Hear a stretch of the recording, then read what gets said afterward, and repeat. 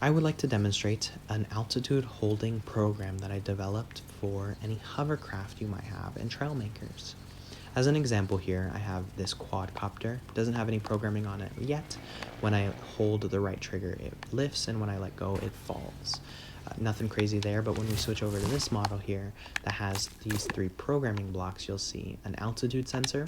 This altitude sensor has a measurement output, so it's giving the altitude as a number value at any given moment, plugged into a arithmetic logic gate and a comparison logic gate.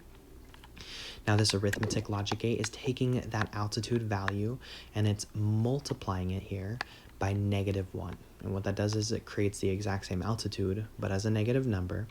And we take those two values and we plug it into a comparison block. And we set that threshold to 0, and we have the comparison mode to be less than. So whenever this value is less than 0, we'll get some force to these 4 propellers here. And now, theoretically speaking, these two values should always be canceling each other out, giving this number to be always 0. Nothing should happen. But the biggest thing here, you'll notice already this comparison block is playing with these propellers, and that's because the arithmetic block is on a very slight delay. And that delay right there on its own, no programming in a delay, its delay by default is creating a discrepancy between those two numbers, the positive and the negative. So whenever the altitude is dropping, that negative number takes over and creates a negative number in the comparison block, which powers those 4 propellers.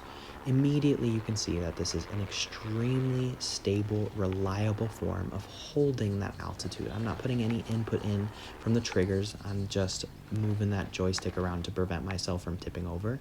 And even at a very drastic angle, you're finding yourself hovering above the ground very reliably. And that's kind of what this is all about. Say you have a speed sensor instead of this altitude setup. Whenever you're falling directly down, your speed sensor is going to let you know and provide that thrust. But the second that you change that angle just a tad bit, that speed sensor no longer senses you falling, and suddenly you're falling out of the sky anyway. But with this altitude sensor setup, provided you can control your craft, you will stay afloat regardless of the environment. And now here we give a different setup here, slightly different, still have the altitude, the arithmetic, and the comparison block. But now this comparison block is not powering these propellers directly. It's powering this AND gate. And this AND gate is still powering those 4 propellers, so by an extension, this comparison block is powering those propellers. But now, instead of this propeller having an inverse trigger to counter that power, I have this NOR gate powering the AND gate. So whenever I give this NOR gate an input of left trigger, it turns that NOR gate off and no longer gives the AND gate power, which means the propellers no longer get power. I found it to be quite a bit more reliable at turning these off, and then it also starts to work with things like thrusters and every other form of thrust that you have. The other big addition that I put on here is a NOR gate that's just always providing power to these 4 propellers here, but at a very small amount, right? An output of 0.3, that just gives it so that it is always receiving a little bit of power, but not enough to keep it afloat. So when I hold this left trigger and this loses power, you're still going to be getting a little bit of power that's going to be preventing you from just dropping out of the sky.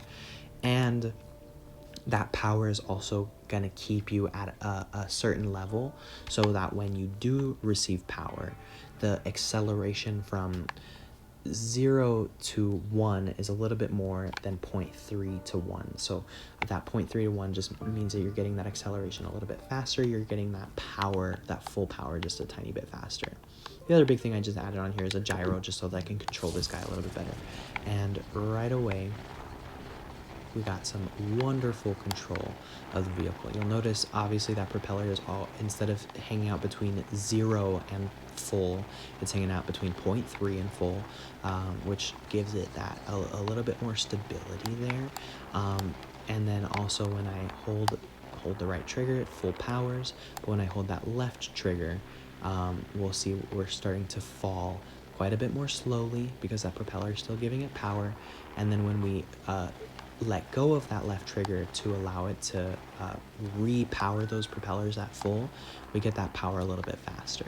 And then obviously this gyro here just gives me the ability to rotate, but you'll see you have an extremely reliable hovercraft with very minimal programming inputs and not a lot of thrust in different directions, right? All this thrust is pointing in one direction, and you're using that thrust in any direction you need it to at any given moment without losing the power going straight down, provided you can control your craft.